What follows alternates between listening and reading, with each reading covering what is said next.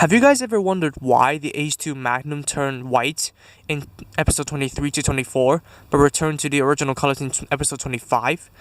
It's not only because Bandai wants to release an exact same Gundam, except for a few upgrades for extra money. It's because Kyoya is scared. He is scared of Riku's very, very thick plot armor. That's why it turned white. He's scared. What is going on, guys? MJ2005 Gundam here, and today I'm going to be reviewing the high-grade HWS and SV custom weapon set. Now, this set basically allows you to recreate the normal Gundam 00 Sky Heavy Weapon System and the episode 25 version of the Gundam H2 Magnum SV. Now, I like how they implemented this pod over here to basically allow you to put all the weapons in one place if you just want to have a shuttle of the weapons. But actually, who of us would want that? Tell me in the comments below, guys. I'm actually curious. But yep, the shuttle looks good and the actual color combination looks good. Like if you want to display it as a shuttle, you can comfortably without any modification.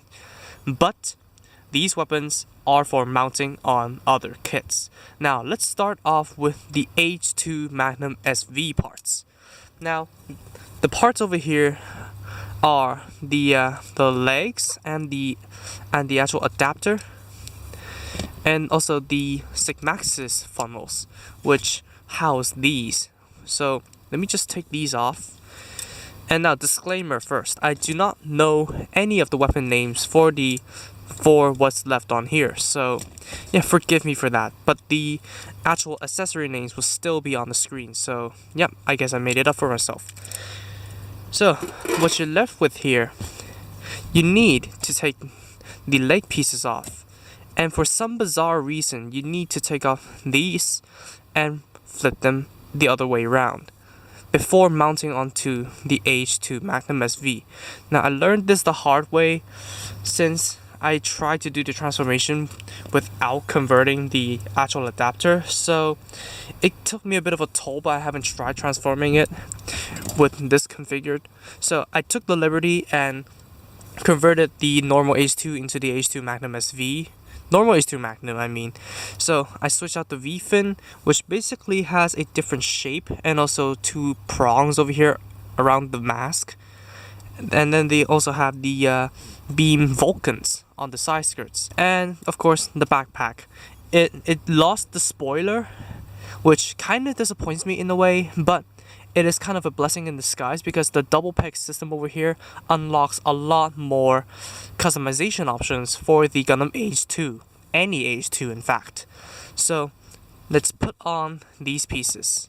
So we put on the mounting unit on the thruster over here, and put the Sigmaxis funnels on, and then you need to remove the back pieces of the original legs, and then plug these on. And let me show you how to display them on land first, which you just tuck these towards the back. And in the anime, I remember it using the heel spur that it has, so yep, let me flip that out as well. And here you have it, the Gundam H2 Magnum SV, excuse me, episode 25 version, or the normal color version as I would like to call it, on the ground. Prepositions, man. So the new look of the H2 Magnum looks pretty cool, but I do prefer the white, let me be honest here. But colors aside, you can actually recreate the H2 Magnum SV episode 25 version with a lower price tag, which is quite good, to be honest. And just the look, the legs look kind of bizarre, but it's not meant to be on land. So yeah, once you tuck the legs up, it will look pretty good. And also, I like the new V-fin, simply because it adds more ferocity to the look. And the backpack, it's kind of sad to see the spoiler go, but to add these two weapons, it doesn't really compensate for the look because it is just missing something. But the double peg system allows you to put a lot of variety of different weapons, so it kind of makes it up depending on your cup of tea. Now, the kit does come with the stand that I used, but they also come with the extender. that the H2 Magnum SV has. So you can convert your stand, there we go, and then you should tuck up the legs. So flip the heels down, flip the toe down, and then collapse them into the leg pieces. Now, these are for adding mobility, but in a model kit standpoint, it doesn't really do much other than look kind of weird on the ground. And now, the silhouette looks very much like the Regenes Julia or the Avalanche Exia, but Avalanche Exia not so much, because the Avalanche Exia actually has the feet just on the skis. But Regenes Julia, definitely. Now with the Gundam H2 Magnum in a sort of decent action pose, let's take a look at the new weapons. Now, the Vulcans can obviously flip out just like the fins, and the Sigmaxis funnels, they can open up on the white pieces through hinges, and that is where it shoots the beam arrow. I'm not sure, it shoots beams, but it kind of looks like an arrow to me in the anime. And also, they have holes over here, so you can conveniently use a separate stand to display these two. And of course, if you have the stand that the Kurosama has, well, you can activate the fucking explosion system, which I like to call. Well, it is the F-explosion system, so I figured out why not use it as an acronym. But anyways, so that is all the accessories that are dedicated to the H2 Magnum SV. And now I will show you the transformed look and give you my quick thoughts. So here is the H2 Magnum SV episode 25 version in the Phoenix mode. Now you may be familiar with the white one, but we never really got to see this in detail in the anime because it only transformed just to plunge into the Double O Sky's portal and transform into Excalibur. But nevertheless, this transformation does look pretty good, but I hate the process of it. Well, it may be attributed only to my kit because the V-fin was constantly falling off, the Shingaru shield falling off, the top panel of the Dot's Hyper Rifle Magnum is falling off, everything is falling off, everything is going out of place. But in the end, after much patience, the result is astounding.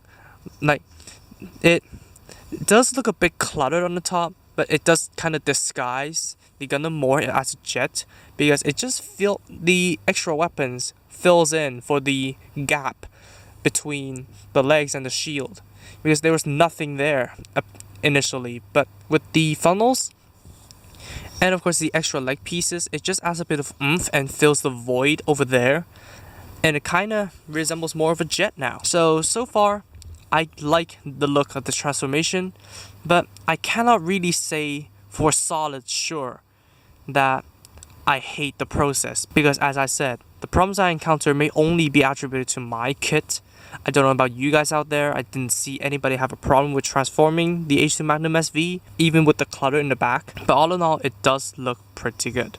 Now for the remaining pieces on the pod, you have the Double O Sky's heavy weapon system. Now these two are taken off, so we need to take off these two, which are kind of freaking annoying, but it does help for what I had to do in order to mount this to the Double O Sky. And to remove the main backpack, remove the cannons for clearance, and then simply tuck on whatever gap you can put your finger into, and then bam.